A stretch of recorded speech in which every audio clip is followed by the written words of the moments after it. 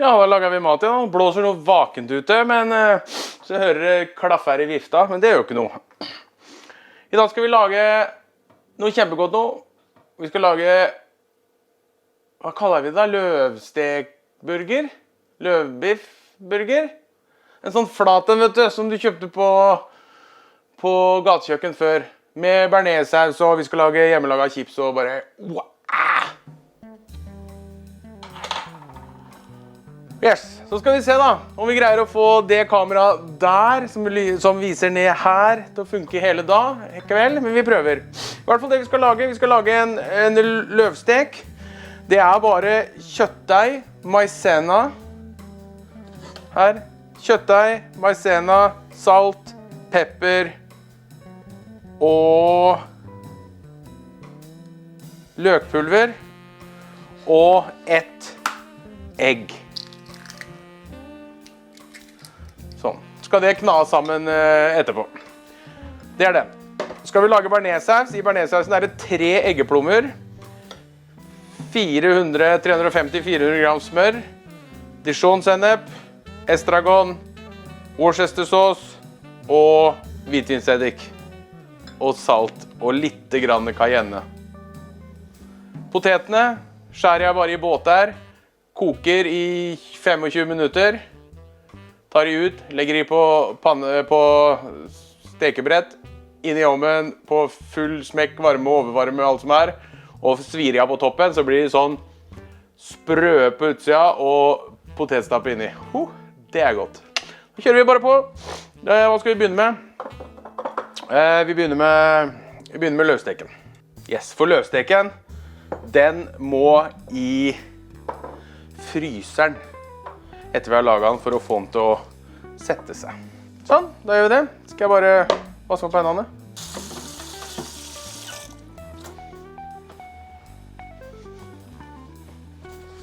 Sånn, og så tar vi bare det vi har gjort nå og knar sammen, du kan sikkert bruke foodprosessor og mye greier her, men det her synes jeg bare er enkelt å ta med hendene. Helt til det blir en sånn farsaktig. Og det er 400 gram kjøttdeig. Sånn. Og så deler jeg den inn i 4 forskjellige størrelser faktisk. 4 like størrelser. Skal vi se, skal jeg hente noe og ha de på og veie de og sånn. Sånt nå, kom den på 0 der. Det gjorde den, så ser vi hva hele veier først. 460, 458, 460, det klarer jeg ikke i huet altså. 460 delt på 4. 120 det da. Blir det? 460 delt på 4. 115, hvor nære da? 115, balla på rundt 115 da.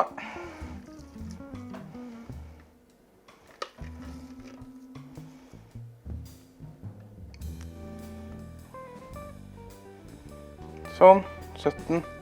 Rett skal være rett. Sånn, så legger jeg bare den der så lenge. Sånn. En til. Sånn. Prate med meg selv. Det er lov å prate med seg selv, er det ikke sånn? Det sitter sikkert 15 igjen på handa mi. Sånn. Og så kommer trikset for å få de her helt flate. Da tar jeg 4 matposer. Eller brødposer. 1, 2, sånn. Nå skal jeg prøve å vise hva jeg gjør. Så tar jeg, eller det er ikke så veldig vanskelig det jeg gjør da. Jeg gjør sånn, åpner den opp. Legger jeg en flat med sømmen, sånn ligger sånn. Så tar jeg en sånn en, inni her. Cirka sånn. Så legger jeg inn det sånn. Så legger jeg en midt i, og så tar jeg en kjele. En kjele bare, helt vanlig kjele. Og så trykker vi.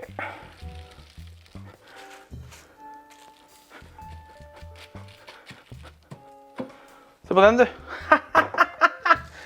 Og for at vi skal kunne bruke den her nå, så må den i frysa i minimum, ja, jeg vet ikke, 2-3 timer, men det her kan du gjøre dagen før.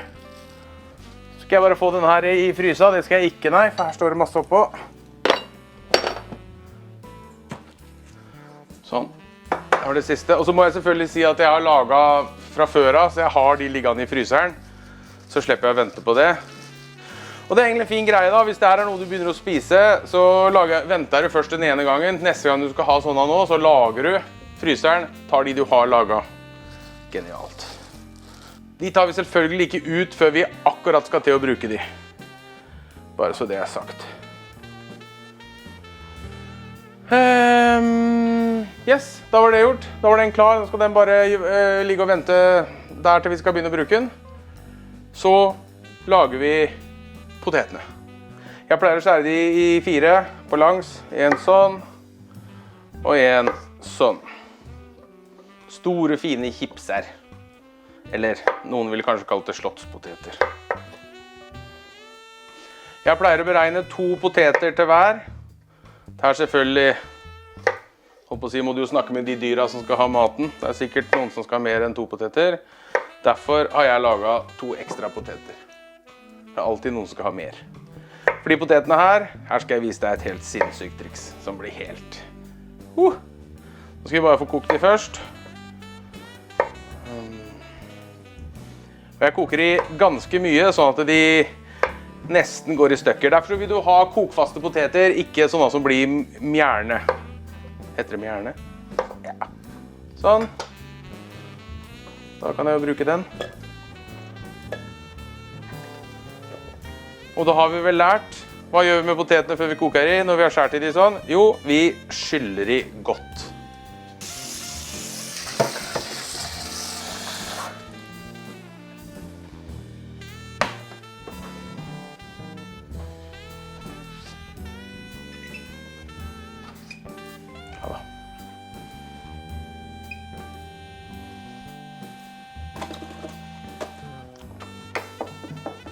Og her skal vi jo ikke lage potetstappe, her skal vi lage noe helt annet, så her vil vi tilføre litt salt.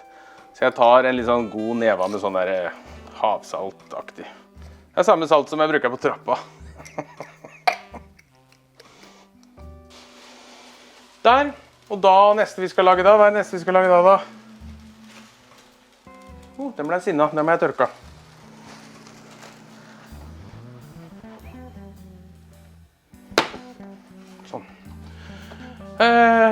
Neste vi skal gjøre klart til er bearnaisesausen. Da trenger jeg en liten kjele for å smelte smøret. Og da holder det med en bitteliten kjele. Også ganske mye smør. Jeg tar sånn 350-400 gram som regel. Alle synes jeg er gæren, men sånn. Fikk en kjempegod tilbakemelding av en kamerat som hadde gitt kikket på noen av de videoene her, og så bare, filler'n, nå kan jeg jo lage majones. For det lager vi på den andebrysts-BLT-en. Og skal du se, å lage bearnaisesaus er nesten helt likt, men vi bruker ikke olje.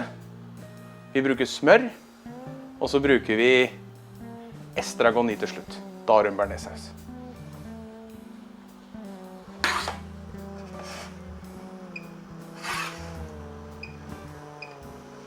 Men da skal det være klarna smør, og klarna smør er i... klarna møll! Klarna smør er i utgangspunktet bare å smelte smøret rolig, sakte, så legger det seg sånt, jeg vet ikke, er det mysproteiner? Jeg vet ikke, det legger seg i hvert fall sånn der feit gugge i bånd, og så blir det blankt det som er oppå. Det er det blanke du vil bruke i bearnaisesausen. Og vi er jo tilbake igjen nå og lager jeg en sånn der, en halvjuks bearnaisesaus. For i bearnaisesausen så vil du egentlig lage en løk- og hvitvinsreduksjon først, som du bruker i bearnaisesausen, men i stedet så jukser vi og bruker da hvitvinseddiken. Det er sikkert delte meninger om det er greit eller ikke. Det smaker i hvert fall godt som bare rakkeren. Så bruker vi Wash Your Sister sauce, Dijon-sennep, estragon som sagt, og disse 3 plommene fra egg, så kan jeg bare begynne med det. Nei, det vil jeg ikke. Det gjør vi helt til slutt, så det venter jeg med at jeg skal bruke det, for jeg vil ikke åpne egga før jeg skal ha de, for egg kan fort bli sånn halvdårlig. Og så har jeg selvfølgelig glemt noe, det er jo ikke noe nytt, så jeg må løpe og hente en sitron. Yes. Det vi gjør nå, nå tar vi smøret på en liten kjele til.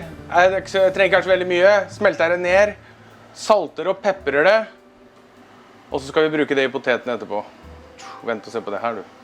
Og potetene er på vei. Vi er på, hvor langt er vi da? 16 minutter cirka.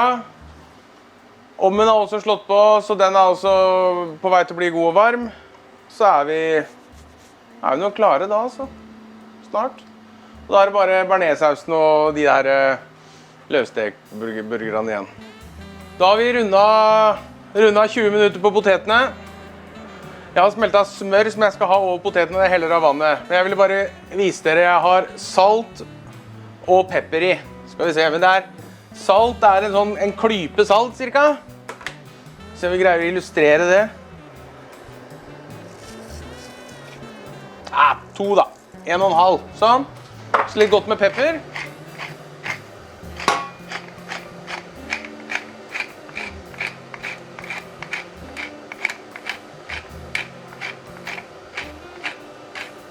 Sånn, og så er vi skikkelig frekke da, og så tar vi litt oregano oppi også. Oregano! Så rører vi det bare rundt. Heller av vannet på potetene, heller smør oppi potetene, rister, og legger utover panna, inn i ovnen. Nå begynner det å nærme seg her.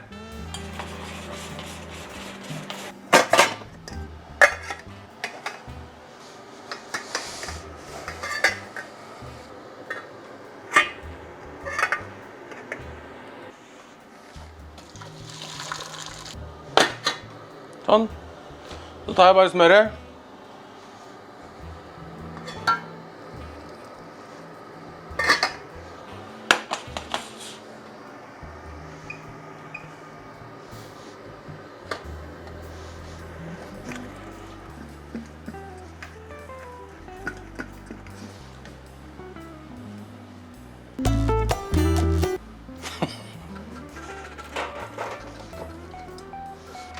Da ser de sånn ut.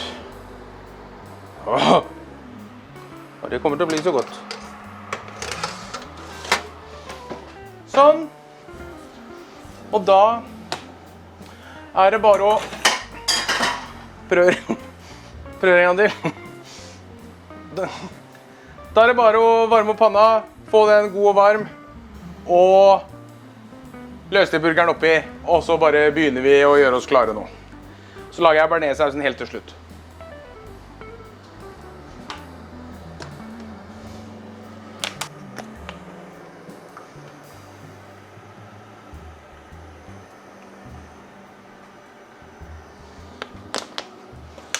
Og i panna her nå så bruker jeg litt godt med fett, fordi de har en tendens til å bøye seg litt når du steker i, så da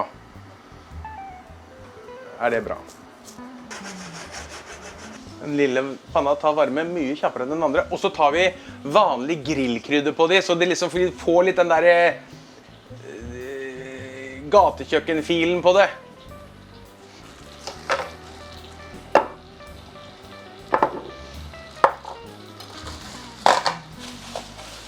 Og da skal det selvfølgelig sies at jeg har laget grillkrydder selv, men det bør jo ikke si til noen. Sånn, der har vi en sånn plate da, ferdig laget. Sånn, men det tar jeg ikke på før jeg har snudd den en gang, for da, nå er det jo bare en sånn der plate. Kjører på.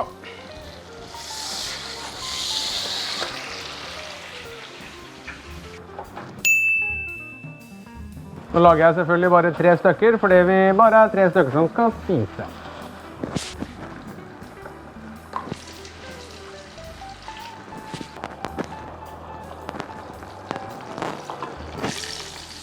De kommer til å gi etter.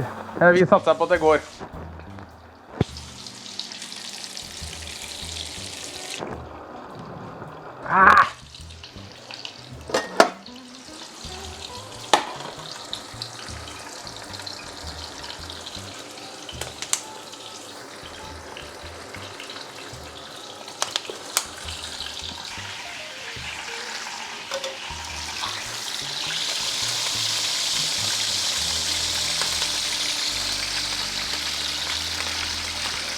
Mens jeg venter nå, så kan jeg separere eggeplommene oppi en sånn en.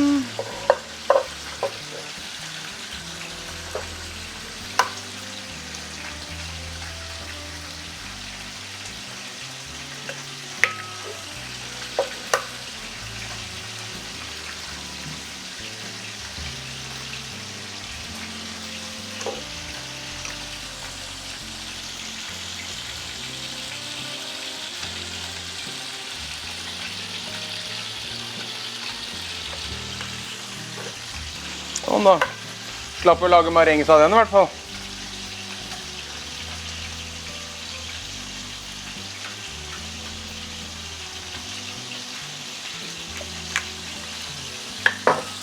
Sånn, så må jeg bare se på de her, må få snu de, tenker jeg. Litt mindre varme.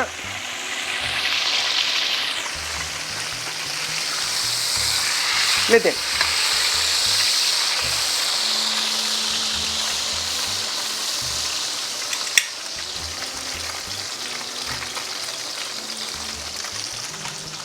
Sånn, da er vi tilbake her igjen.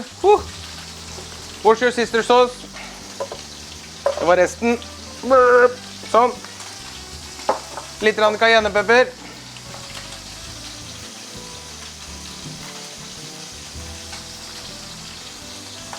Hvitvinseddik. Samme som den andre. Hvor mye? Sånn der cirka. En halv sitron. Tenk deg så rolig jeg har hatt det frem til nå. Full panikk på slutten. Alltid. Alt skal være ferdig på likt. Halv sitron. Sånn. Liten klype salt. Det er mye salt i smøret. Sånn. Dijon-sennep. Cirka en spiseskje pleier jeg å bruke der sånn ish. Akkurat som i den andre. Sånn. Og så er det jo egentlig da bare å få olja oppi og kjøre på.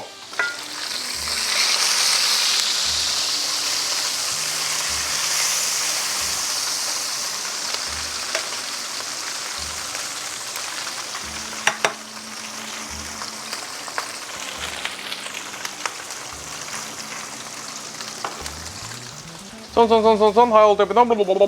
Så trenger jeg den estragonen, den trenger jeg til slutt. Alt er på, alt er bra. Sånn, da har vi slått ned varmen på alt sammen her, så vi har litt mer kontroll. Ok, jeg kan snu den der. Åh, yes. Litt krydder på den. Krydder på den.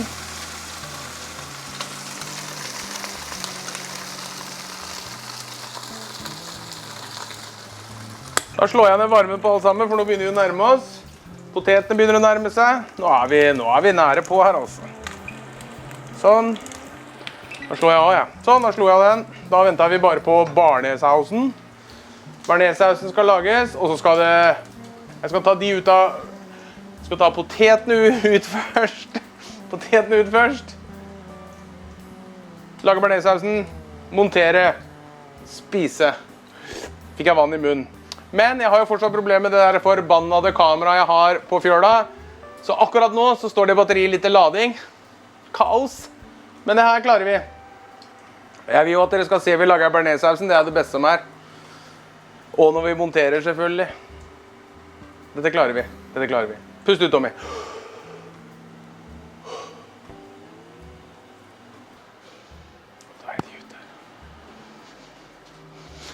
Sånn, da tar jeg de ut, og så lager vi bearnaisesaus.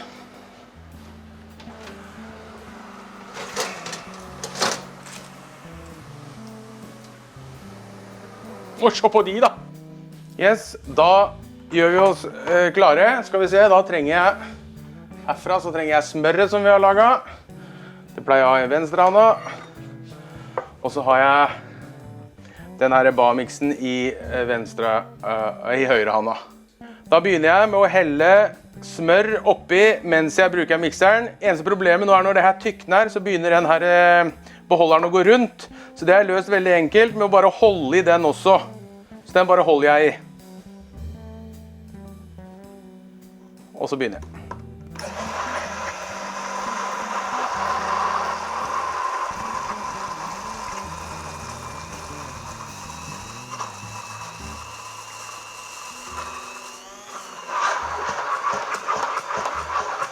Sånn. Og så tar jeg estragon oppi.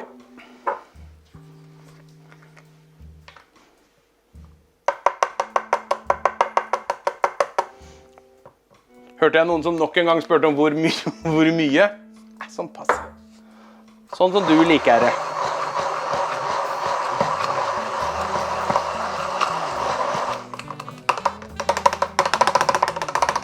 Nå skal jeg sjekke om den etbar.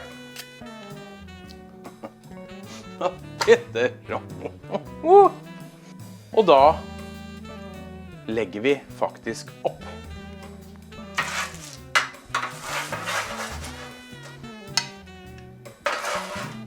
Sånn, da har vi den der med potetene på. Kjører vi en løvstekburger. Sånn, her kan du selvfølgelig spise så mange du vil, altså. Det er jo helt opp til deg om mange du vil ha. Og så trenger vi en skje til. Sånn. Og så litt grann bearnéssaus på her da, tenker jeg. Litt sånn på siden der, så det får lov til å renne litt sånn. Pass på at det ikke tar for mye bearnéssaus. Yes. Så enkelt. Ordentlig bjørnetallerken. Kniv og gaffel. Sånn. Og jeg synes jeg har glemt veldig lite i dag, så jeg sitter med å tenke på hva har jeg glemt. Men det skriver jeg under da, hvis jeg har glemt noe. Men i hvert fall, da er vi her. Oh, god damn it, da er det bare å kose seg. God helg!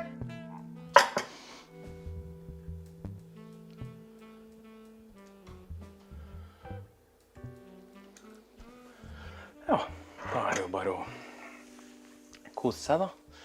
Kunne kanskje vært en salat her da, men det driter vi. Kjører vi på. Kom igjen.